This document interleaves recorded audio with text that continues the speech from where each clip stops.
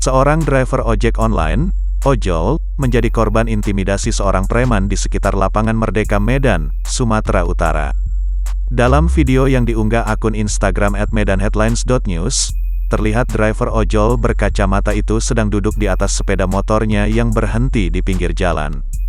Seorang preman berkaus hitam datang dari arah sebelah kanan dan mengucapkan kata-kata kotor sambil mendorong driver ojol tersebut hingga nyaris jatuh dari sepeda motornya.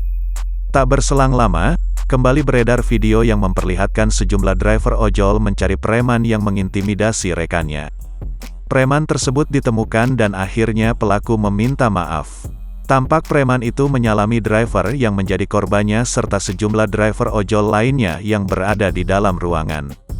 Dikonfirmasi melalui WhatsApp, Rabu, tanggal 1 Desember tahun 2021, Kapolsek Medan Barat Kompol Ruzi Gusman mengatakan, preman tersebut sudah ditangkap pada Selasa, tanggal 30 November tahun 2021, malam. Pelaku sudah ditangkap sesuai dengan yang di video itu.